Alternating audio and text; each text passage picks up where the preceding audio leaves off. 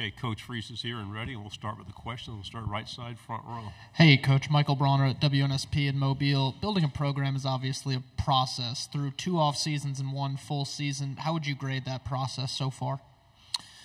I think I'll be ready to judge that after this season. I do believe we've improved our culture, our chemistry, and our roster. Most places, I think it takes you 2 full recruiting cycles to really get your roster like you want it when you inherit a program that was down. That's been my experience. But I've also, every place we've been, I think we've seen improvement in year 2. And so I know that we're on the right track. We're recruiting at a high level, so is everybody else. But we're recruiting at a high level, and the standard and accountability and culture is getting better, and the chemistry is among the staff is better, which is breeding confidence into our players. So I think we're on the right track. But what does that mean in win-loss total this fall? I'm not sure yet. Left side, front row. Coach Freese, Corey LeBounty, Mobile, Alabama, WNSP 105.5. Talk to us about the importance of the Mobile, Baldwin County recruiting area. I know Bryce Kane, Perry Thompson coming in on the offensive side of the football, but that I-10 corridor, especially Mobile, Baldwin County. Yeah, you're in our state, so you know that I'm very transparent. And prior to us arriving, we were getting our teeth kicked in down there. And we're changing that, and we have to. We've got to get our share in our state. There's a lot of good football that's played in that area, and they're always going to have some players, and we've got to win our share of battles there, and so we've made it a priority for sure. And let me say, I said this in the big room, and I don't know if y'all would listen to all that or not, and I hate to double talk or whatever, but I have never come early to a media day, ever. I don't know of any coach that would, because I don't know, we were of this mindset that say as little as you have to and see as few people as you have to and get out. And we had the Auburn Dallas club meeting here last night, and it made no sense for me to fly back home and then fly here this morning. And so I came in a night early and really wasn't quite sure how that was going to go, but me and Lee Van Horn and our SID went to get something to eat, and dang, the first thing that happens, I have this group of people run up to me, and they were the Chamber of Commerce from Opelika, and they just won the national award, so congratulations to you guys. I hope that gets out somewhere. But then one by one, you media guys that saw us would come and visit with us and talk, and man, we sat there for 3 hours last night, and then I say, it's time for me to go to bed, and I come in, and then a group of Alabama media caught me out here, and we sat there and talked for another hour.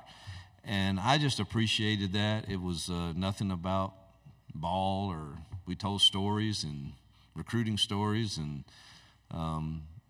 lake stories, fishing stories. It was Eric Church stories. It was, but anyway, I know y'all didn't come to hear that, but I do appreciate, I know you have a job to do, and I get that. You got to tell us when we're screwing it up. But, you know, last night for a period of 3 hours, it was kind of nice. Everybody was just human, and thank you for that. Left side, second row.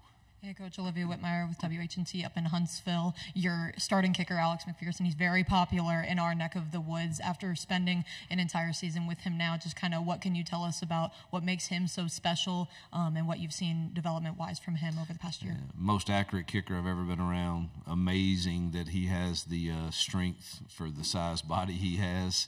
It's like some of these golfers that play that they're 120 pounds or 30 pounds, and I think I'm going to blow it by those guys, and they're 50 yards ahead of me, you know. And you know what we need Alex to get healthy. He's battling right now an intestinal issue, and hopefully we get the right advice from the doctors on that to get him settled, because he's a weapon for sure. On the other hand, we're thankful we have a great backup too in Towns, but we sure hope Alex. He is so cool and consistent. Hope he's ready to go. Second row, left side. Derek Peterson, Saturday Down South. When you've had young players that have come in and filled roles for you right away throughout your career. What are some characteristics that have been common amongst those players, and do you see some of those same things with Cam?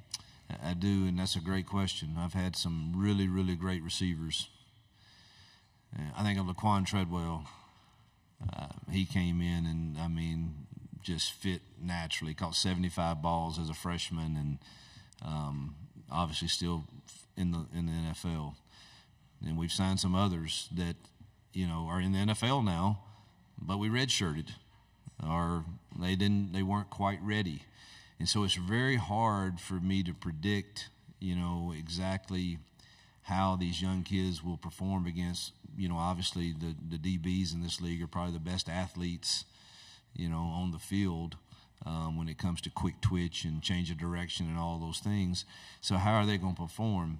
You know, really pleased with Cam Spring. I think Perry Thompson has the physical tools. You start there for the traits. I mean, do they have the physical size and strength and speed to do that? Both of those kids do. So does Malcolm, so does Bryce.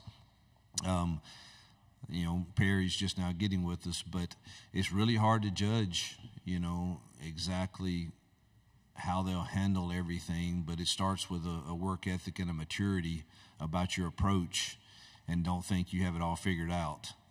Be coachable, and Cam was absolutely that in spring. He wants to be coached. So he's going to play. You know, I'm very careful not to put unreal expectations on them just yet. Second row, then pass it over your left shoulder.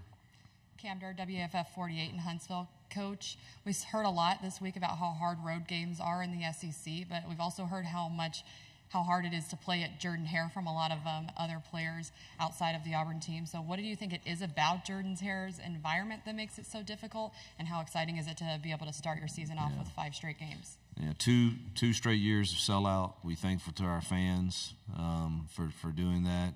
They're faithful, they're loyal, they love their Auburn Tigers. And then our student section is the best. I mean, we get there 2 hours before the game, and it is packed already. Everybody wants the lottery to get the tickets to the games they want, and it's wish we had bigger space for all of them to come. But the feeling at Auburn to me is such a and I'm not saying other places don't have it, but I think Auburn is unique in this family feel that they have, and whether or not you all go to the same church or you don't, or you have different beliefs or not, come Saturday, the love for a program and a school trumps all of that, and you feel that at Auburn. And I think that's what makes it difficult. Now, the 5 straight home games, it's not ideal, but at the same time may be advantageous if we can get on a run and get the season started really, really well. That could be advantageous. It's not great for fans at all, because the back and forth, and we're going to ask them to be there, and they're going to show up, but that's not great for that. And then not having a home game at all in October is certainly a challenge. But it is what it is, and we've got to deal with it. But we need to get off to a fast start. Right side, third row, aisle. Ike Jones with the War Report. Coach, Jalen Simpson was a big part of what you all were doing from a secondary standpoint, now moved on to the NFL. Who's kind of replaced him as one of the leaders, particularly vocally, in that secondary for you all? Jaron Thompson, our transfer from Texas, and Keontae Scott they'll be the voices back there. Champ Anthony's another voice that carries weight. But the back end that get us all lined up right, Jaron, we're moving Keontae to corner, so Jaron will have the responsibility of kind of taking over that role. On the aisle, third row. Tony Reese, WTV. I'm out of Columbus, Georgia. Coach, 2 questions, if I might. From year 1 to year 2, what's been the biggest transition for you, as well as looking at the East Alabama talent you have and plucking 2 big guys, the future in Townsend McGoo and Cam Coleman, as well as Dylan Gentry and many others? Just kind of, what does that mean for you to really pluck out of in your backyard, essentially? Well, we want to win the state in recruiting, so whether it's Mobile or whether it's in the Columbus area or Birmingham area, you know, we want to win our share of battles in that state, in our state. So it's vital that we were able to get those two, and those were two tough battles. I mean, for a kicker, that was a tough battle, and receivers, you're used to some of that, but, man, that speaks to how good Towns can be. Transition, I think just getting more comfortable. There's a comfort level in our building right now for me that I think is breeding confidence into our players. And, that's, when I walk into the offensive room now, every single person in there, every single person has worked with me before. And it's made it, and I love the energy that Durkin and Charles Kelly and the defensive staff are bringing over there, organized to a T and bring great energy. So it's made me a lot more comfortable. Right side, third row. Yeah. Coach Ron Brown, SEC Sidelines Sports Network in Memphis, and a lot of proud people in Tate County, Coldwater, Independence, the five-star city, Senatobia. Got to ask you, 2 years ago there were 33 players in the state of Alabama, 22 4-stars, 6 5-stars. Auburn got 3 of them. You've already got 3 of the top 6 in the state. A kid that's from that area is not likely to quit. He can't go home. Your philosophy on in-state recruiting and how important it is for kind of pain is temporary, pride is forever in your home state. I've been very vocal of how I want to build the program, and it starts with high school recruiting in your home state and border states.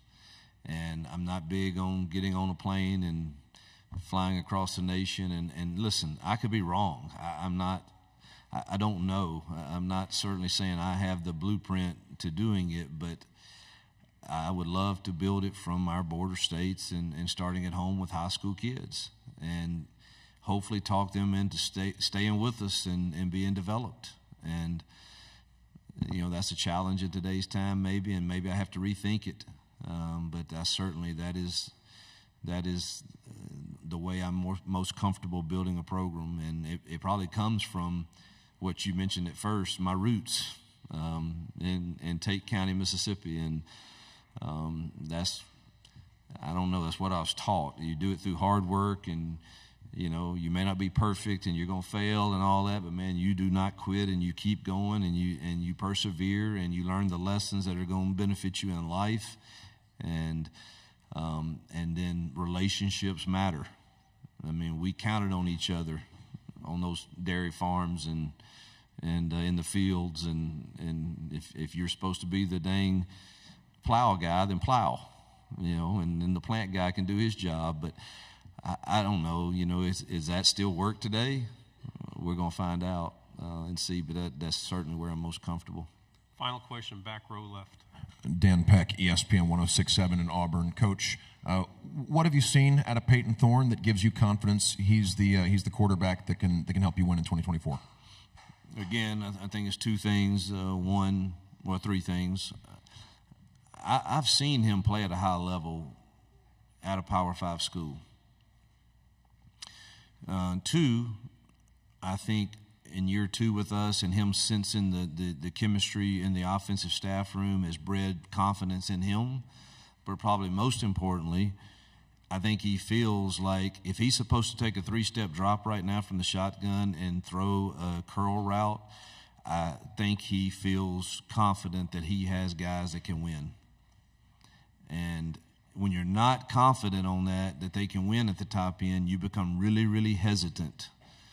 And your throw's late, or it doesn't go off at all, and now the pressure comes. And those 3 things to me are the reason I'm optimistic for him in year 2. Coach, thank you very much. Yep, thank you.